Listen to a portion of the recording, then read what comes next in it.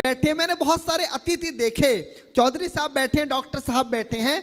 अतिथि आते हैं, दीप जलाते हैं और चले जाते हैं। पहले कवि से लेके अंतिम कवि तक बैठकर कवि सम्मेलन सुनने वाले मैं पूरे जीवन में पहले अतिथि देख रहा हूं। एक बार जोरदार तालियां डॉक्टर अशोक जी के सम्मान में बजाएं। मैं दादा शुरू करता हूं। स्वागत भैया। जब भगवान श्री कृष्ण कौरवों के पास गए तो उन्होंने कहा, अगर आप आधा राज्य नहीं दे सकते तो केवल 5 ग्राम दे दीजिए।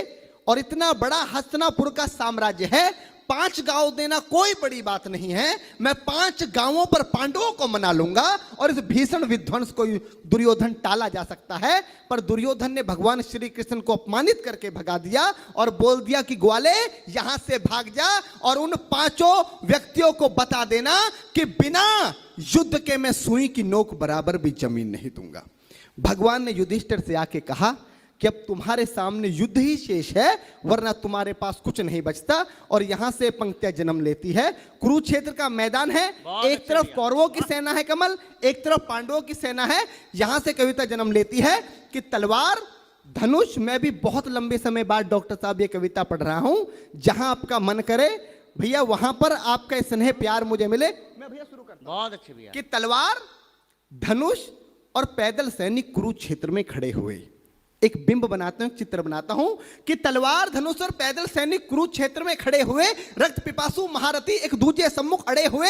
कई लाख सेना के सम्मुख पांडव 5 बिचारे थे।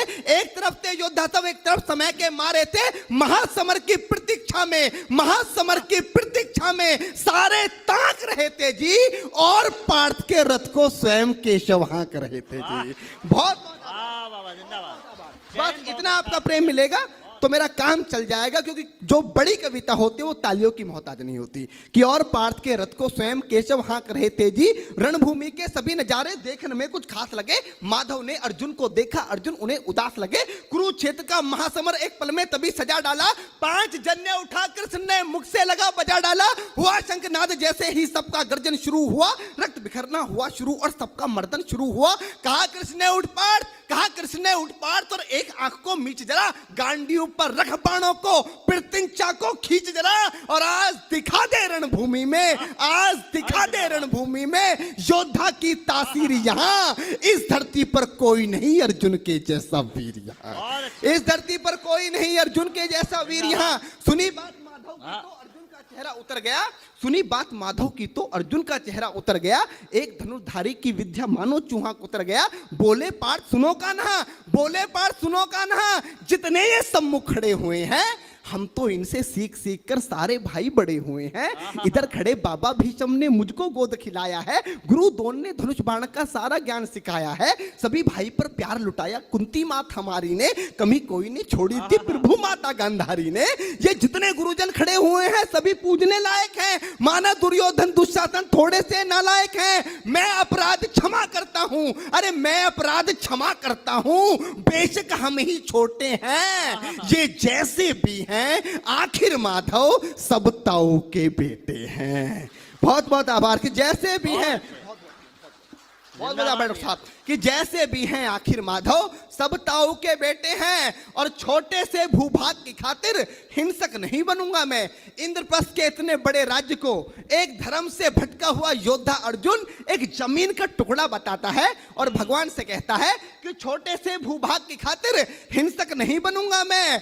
छोटे से भूभाग की खातिर हिंसक नहीं बनूंगा मैं। स्वर्ण ताकर अपने कुल का विध्वंसक नहीं बनूंगा मैं। अरे खून सने हाथों को होता राजभोग अधिकार नहीं। परिवार मारकर गद्दी मिले तो सिंहासन स्वीकार नहीं। परिवार मारकर गद्दी मिले तो सिंहासन स्वीकार नहीं। और रथ पर बैठ गया अर्जुन, रथ पर बैठ गया अर्जुन, मुंह माधव से मोड़ दिया।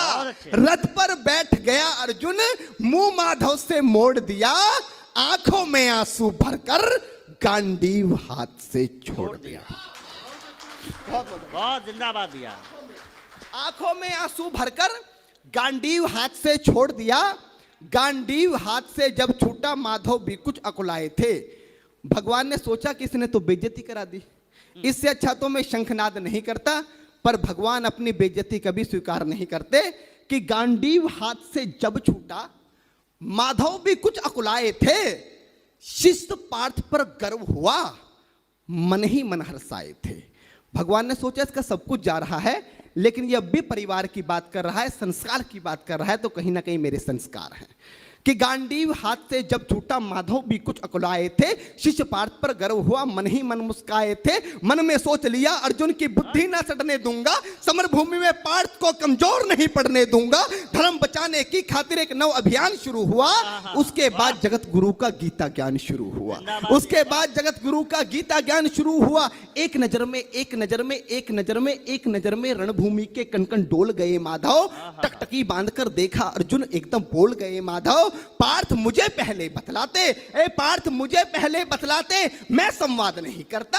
पार्थ मुझे पहले बतलाते, मैं संवाद नहीं करता। तुम सारे भाइयों की खातिर कोई विवाद नहीं करता। पांचाली के तन पर लिपटी साड़ी खींच रहे थे वो, दोषी वो भी उतने ही हैं, जबड़ा भींच रहे थे जो। घर की इज्जत तड़प रही, कोई दो टूक नहीं बोले। पौत्र बहू को नगन देखकर गंगा पुत्र नहीं खोले। तुम कायर बनकर बैठे हो, ये पार्थ बड़ी बेशर्मी है। संबंध उन्हीं से निभा रहे जो लोग यहाँ अधर्मी हैं। हे पांडु के पुत्र, अरे हे पांडु के पुत्र, धर्म का कैसा कर्ज उतारा है। अरे शोले होने थे आंखों में, पर बहती जलधारा है। शोले होने थे आंखों में, शोले होने थे आंखों में, शोले होने थे आंखों में, शोले थे होने आंखों में, शोले होने थे आंखों में, पर बहती जलधारा है। और गांडीव उठाने में पार्थ, गांडीव उठाने में पार्थ, जितनी भी देर यहां होगी, गांडीव उठाने में पार्थ जितनी भी देर यहां होगी, इंद्रप्रस्थ के राज्य भवन में उतनी अंधेर वहां होगी। वाह, आभार। कविता को समझने वाले लोग बैठे हैं, कम लोग अगर कविता समझने वाले हो तो कवि की सार्थकता होती है। गांडी उठाने में पार्थ जितनी देर यहां होगी, इंद्रप्रस्थ के राजभवन में उतनी अंधेर वहां होगी। इंद्रप्रस्थ के राजभवन में अधर्म धर्म की गहराई में खुद को नाप रहा अर्जुन, अधर्म धर्म की गहराई में खुद को नाप रहा अर्जुन। अश्रुधार फिर तेज हुई और थरथर कांप रहा अर्जुन। हे पार्थ मुझे बतलाओ, कुलनाशक कैसे बन जाऊं, रक्त सिंहासन लाशों पर मैं शासक कैसे बन जाऊं। कैसे उठेंगे कर उन पर जो कर पर अधर लगाते हैं। कर का मतलब होता है हाथ, अधर का मतलब होता है होठ। जो मेरे हाथों को चूमते हैं उस पर हाथ कैसे उठाऊं, कि कैसे उठेंगे कर उन पर, कैसे उठेंगे कर उन पर जो कर पर अधर लगाते हैं। करने को जिनका स्वागत ये कर भी स्वयं जुड़ जाते हैं। इन्हीं करों ने बाल काल में सबके पैर दबाए हैं, इन्हीं करों को पकड़ करों में पितामह मुस्काए हैं। अपनी बाणों की नोक जो इनकी ओर करूंगा मैं, केशव मुझको मृत्यु दे दो उससे पूर्व मरूंगा मैं। केशव मुझको मृत्यु दे दो उससे पूर्व मरूंगा मैं। बाद युद्ध के मुझे ना कुछ भी पास दिखाई देता है। माधव इस रणभूमि में बस नाश दिखाई देता है। जिंदाबाद। माधव इस रणभूमि में बस नाश दिखाई देता है। बात बहुत भावुक थी, किंतु जगत गुरु मुस्काते थे और ज्ञान की गंगा निरंतर चक्रधारी बरसाते थे। जन्म मरण की यहाँ योद्धा बिल्कुल चाह नहीं करते, क्या होगा अंजाम युद्ध का ये परवाह नहीं करते। पार्थ यहाँ कुछ मत सोचो, बस कर्म में ध्यान लगाओ तुम। बाद युद्ध के क्या होगा ये मत अनुमान लगाओ तुम। इस दुनिया के रक्तपात में कोई तो साथ नहीं, निज जीवन का करे फैसला नर के बस की बात नहीं। तुम ना जीवन देने वाले नहीं मारने वाले हो, ना जीत तुम्हारे हाथों में तुम नहीं हारने वाले हो। ये जीवन दीपक की भांति यूं ही चलता रहता है, पवन वेग से बुझ जाता है वरना जलता रहता है। मानव वश में शेष नहीं कुछ, फिर भी मानव डरता है। मानव वश में शेष नहीं कुछ, फिर भी मानव डरता है। वह मरकर भी अमर हुआ जो धर्म की खातिर मरता है। वह मरकर भी अमर हुआ जो धर्म की खातिर मरता है। ना सत्ता सुख से होता है, ना सम्मानों से होता है। डॉक्टर साहब अभी यहां पर शहीदों की बात की, दुनिया का सबसे बड़ा सम्मान क्या होता है? पार्थ ने गीता में अर्जुन को बताया कि ना सत्ता सुख से होता है, ना सम्मानों से होता है। जीवन का सार सफल केवल बस बलिदानों से होता है। जीवन का सार सफल बेहद बस बलिदानों से होता है। और देहदान योद्धा ही करते हैं, जब हमारे सेना के जवान, पुलिस के जवान अपनी शहादत देते हैं तो उनको झंडे में लपेट कर लाया जाता है। ये सबसे बड़ा सम्मान है। वही पंक्तियां माधव ने कहा कि ना सत्ता सुख से होता है, ना सम्मानों से होता है। मेरे जीवन की, डॉक्टर साहब, सर्वश्रेष्ठ पंक्तियां दे रहा हूं अपने जीवन की, कि ना सत्ता सुख से होता है, ना सम्मानों से होता है। जीवन का सार सफल केवल बस बलिदानों से होता है। और देहदान योद्धा ही करते हैं, देहदान योद्धा ही करते हैं, ना कोई दूजा जाता है। देहदान योद्धा ही करते हैं, ना कोई दूजा जाता है। रणभूमि में वीर मरे तो शव भी पूजा जाता है।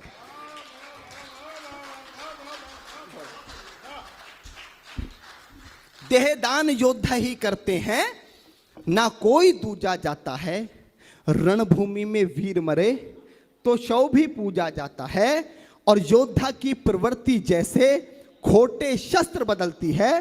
कविता की एक सर्वश्रेष्ठ पंक्तियां देता हूं, क्योंकि गीता में भगवान कृष्ण बताना क्या चाह रहे थे कि योद्धा की प्रवृत्ति जैसे, कमल बैठ,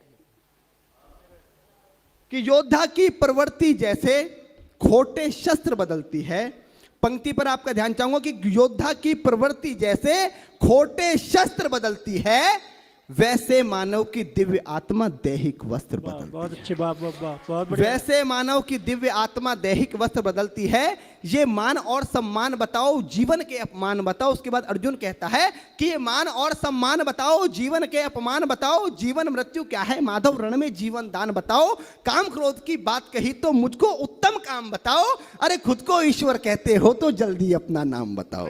खुद को ईश्वर कहते हो तो जल्दी अपना नाम बताओ। इतना सुनते ही माधव का धीरज पूरा डोल गया। 3 लोक का स्वामी फिर बेहद गुस्से में बोल गया, अरे कान खोलकर सुनो पार्थ, मैं ही त्रेता का राम हूं। कान खोलकर सुनो पार्थ, मैं ही त्रेता का राम हूं। कृष्ण मुझे सब कहते हैं, मैं द्वापर का घनश्याम हूं। रूप कभी नारी का रखकर मैं ही केस बदलता हूं। धर्म बचाने की खातिर मैं अनगिन वेश बदलता हूं। विष्णु जी का दशम रूप में परशुराम मतवाला हूं। नाग कालिया के फन पे मैं मर्दन करने वाला हूं। बाकासुर और महिषासुर को मैंने जिंदा गाड़ दिया। बाकासुर और महिषासुर को मैंने जिंदा गाड़ दिया। नरसिंह बनकर धर्म की खातिर हिरण्याकश्यप फाड़ दिया। नरसिंह बनकर धर्म की खातिर हिरण्याकश्यप फाड़ दिया। और रथ नहीं कहीं भी चलता है, रथ नहीं कहीं भी चलता है, बस मैं ही आगे बढ़ता हूं। जब मैं गीता का 10वां अध्याय पढ़ रहा था तो 10वें अध्याय पर पूरी दुनिया का मैनेजमेंट कुर्बान किया जा सकता है, पर पूरी दुनिया का मैनेजमेंट मात्र 2 मिनट 2 पंक्तियों में समेटा कि कान खोलकर सुनो पार्थ, मैं ही त्रेता का राम हूं। कृष्ण मुझे सब कहते हैं, मैं द्वापर का घनश्याम हूं। रूप कभी नारी का रखकर मैं ही केस बदलता हूं। धर्म बचाने की खातिर मैं अनगिन वेश बदलता हूं। विष्णु जी का दशम रूप में परशुराम मतवाला हूं। नाग कालिया के फन पे मैं मर्दन करने वाला हूं। बाकासुर और महिषासुर को मैंने जिंदा गाड़ दिया। नरसिंह बनकर धर्म की खातिर हिरण्याकश्यप फाड़ दिया। और रथ नहीं तनिक भी चलता है, बस मैं ही आगे बढ़ता हूं। गांडीव हाथ में तेरे है, पर रणभूमि में मैं लड़ता हूं। कि रथ नहीं तनिक भी चलता है, बस मैं ही आगे बढ़ता हूं। गांडीव हाथ में तेरे है, पर रणभूमि में मैं लड़ता हूं। जैसे ही मेरे माधव का कद थोड़ा सा बड़ा हुआ, सहमा सहमा सा था अर्जुन एकदम रस से खड़ा हुआ। मां गीता के ज्ञान का सीधा हृदय पर प्रहार हुआ। मृत्यु के आलिंगन हेतु फिर अर्जुन तैयार हुआ। मृत्यु के आलिंगन हेतु फिर अर्जुन तैयार हुआ कि जितने यहां अधर्मी हैं चुन चुन कर उन्हें सजा दूंगा। इतना रक्त बहाऊंगा, धरती की प्यास बुझा दूंगा। जिधर बाण चले पार्थ के सब पीछे हट जाते थे। रणभूमि के कोने कोने लाशों से पट जाते थे। धर्मराज के शीश के ऊपर राज मुकुट की छाया थी। भगवान ने युद्ध जितवा दिया। युधिष्ठिर का राज अभिषेक हुआ। कविता की अंतिम 2 पंक्तियां कि धर्मराज के शीश के ऊपर राज मुकुट की छाया थी, पर सारी दुनिया जानती थी ये बस केशव की माया थी। कि धर्मराज